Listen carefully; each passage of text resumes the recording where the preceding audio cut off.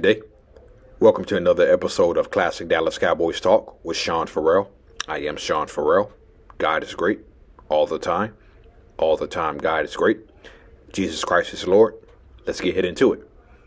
So, Thanksgiving Day. It was a happy Thanksgiving for all Cowboy fans. DeMario Overshown probably had the defensive play of the year because he ran into Singletary. He tipped the ball and he was able to pick it off and go for a pick six. And those dance moves, man, those dance moves he did at the end of the pick six were fire, okay? And that's probably the defensive play of the year in the NFL, okay? Excuse me. Rico Dowdle played well, ran well, 112 yards, 1 touchdown. Cooper Rush was decent. Defense played really well. And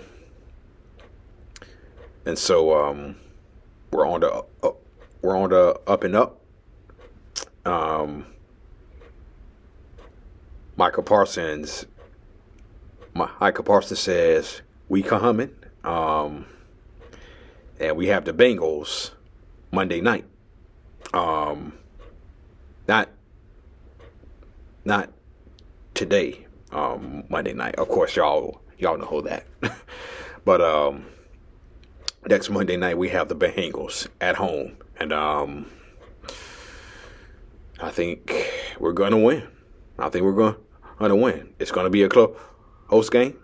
You know, Bengals do have what happens. Burrow, Jamar Chase, T. Higgins, they do have what happens. It's gonna be a close game, but I think we're gonna win. So I was thinking about this. The Dallas Cowboy wide receivers, okay, and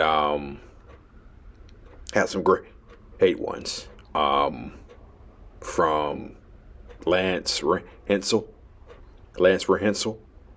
He had a touchdown catch in the 67 Ice Bowl, okay. Then we went from Lance Rentzel to Bob Hayes, one of the fastest receivers in the history of the NFL, the original 22. Yes, Bob Hayes, the original 22. So whenever we talk about great 22s in Cowboy history, Bob Hayes should be included. Not just in Emmitt Smith, okay? Because they are both Hall of Famers, okay? They are both Hall of Famers. So then along came another Hall of Famer, some guy named Drew Pearson. Yeah, he's another Hall of Famer. Came through. The same Drew Pearson who killed the Philadelphia Eagles throughout his whole career.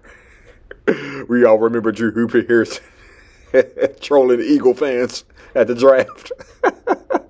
That was funny.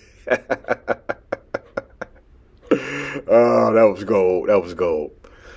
was gold. Only Drew Pearson. Okay. And he really made his mark in 1975 when he caught the Hail Mary from Star Hallback. That's when he really made his mark, in 75. Yeah, so then let's not forget about the original 80, Tony Hill. Yeah, Tony Hill. He was a pretty good receiver his own self. He was a pretty good too, next to Drew Pearson. Yeah, he was a pretty good too, next to Drew Pearson. Then along came Michael Irvin.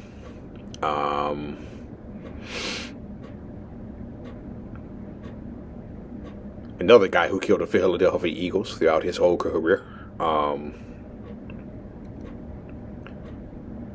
Boy, Irvin had some pretty big games against the Philadelphia Eagles.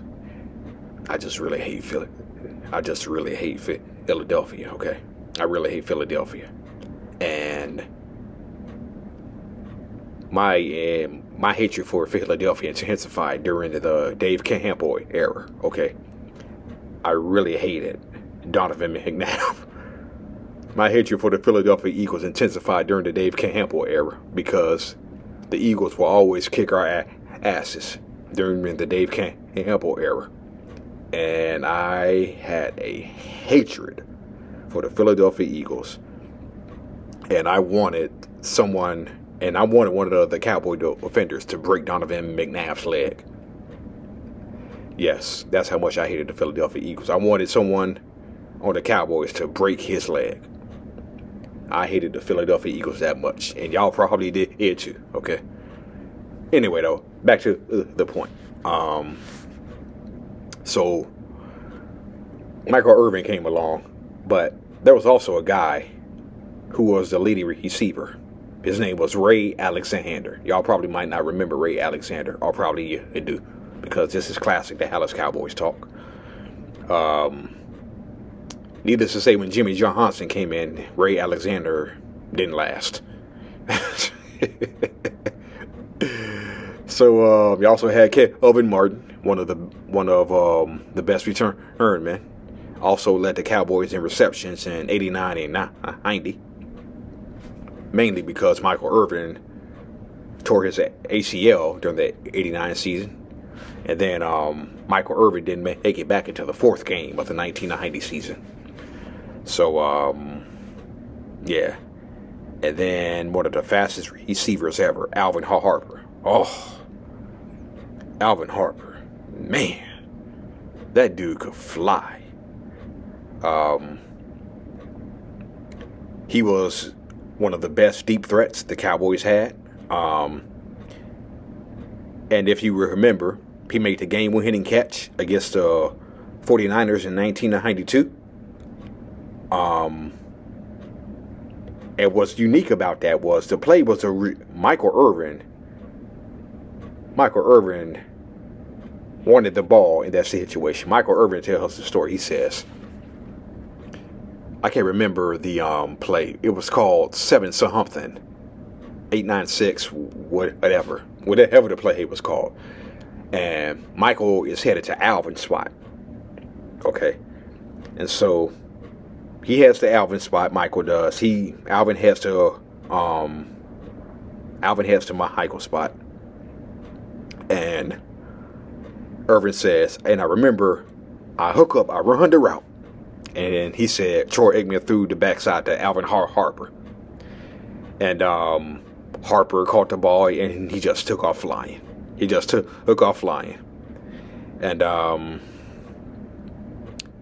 set up Kelvin Martin's game-winning touchdown catch that clinched the game for the Cowboys. Then, in 1993, the rematch of the stadium at Texas Stadium, he had the game-winning catch again when he caught a pass from Bernie Kosar in the championship game. Troy Aikman was knocked out of that game. Took a knee in the head from a 49ers defender. So Bernie Kosar came in and finished the game. Threw the game-winning touchdown pass to Alvin Harper. And so, Alvin Harper was, man, that dude could play. It's just unfortunate he signed with the Tampa Bay Buccaneers, and then his career was over. It's just unfortunate he signed with the Tampa Bay Buccaneers after the 1994 season. Oh, man.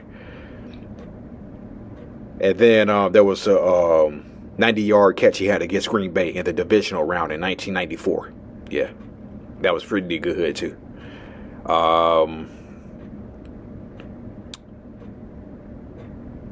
So,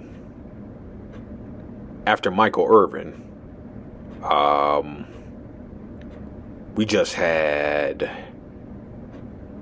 pretty much run-of-the-mill receivers. Rocket Ishmael was decent. He was pretty decent. But other than Rocket. We had James McKnight, Reggie Swinton. I can't even remember the Cowboys receivers from the Campbell era. I really can't. That's how much. Yeah. So going 5-11, 3 straight years is no whole fun. No whole fun at all.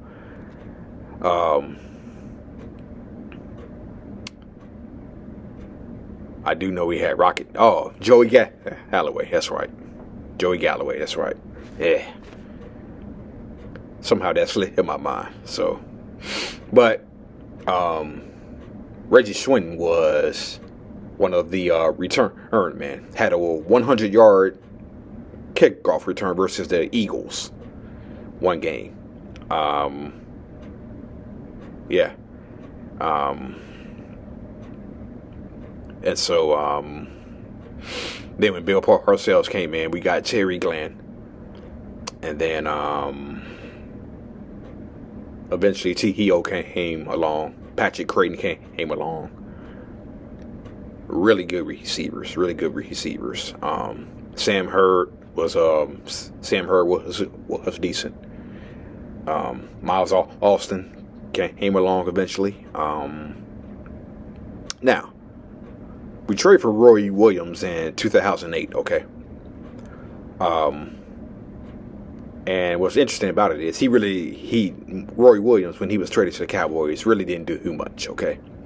So he gets injured in 2009, early in 2009.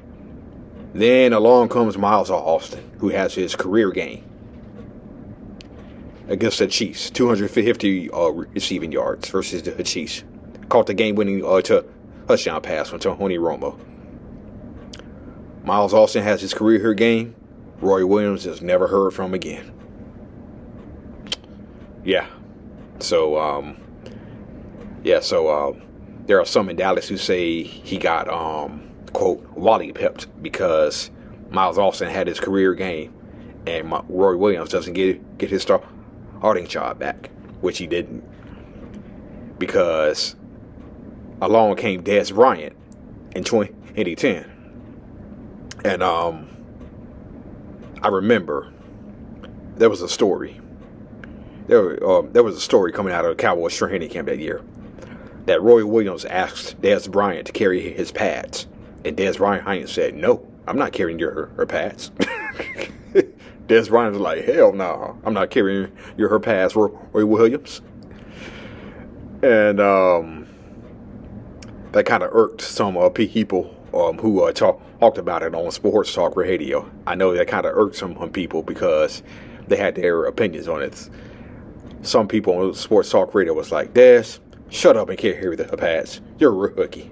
But Dez was like, "Hell no." Dez like, hell no. So Dez Bryant came along in 2010.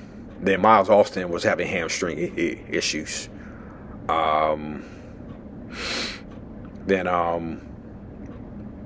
LaRon Robinson came along.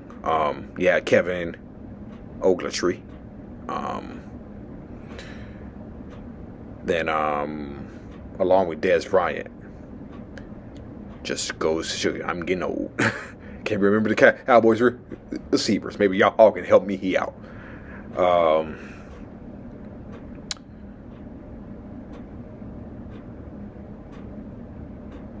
Cole Beasley. Yeah. I think Cole Beasley was everybody's favorite.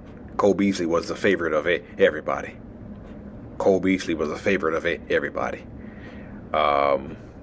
So you had that combo. You had Dez, Miles Austin, and Cole Beasley. It's just, I wish they could have stayed together for a few more years. I wish they couldn't stay together for a few more years. And then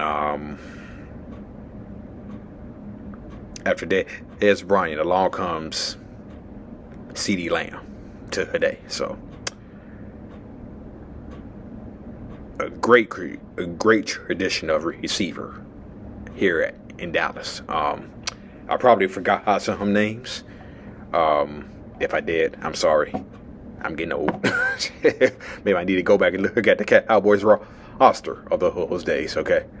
But that's it, and that's all for Classic Dallas Cowboys Talk. I'm Sean Farrell. I'm out of here, y'all. God bless all of y'all.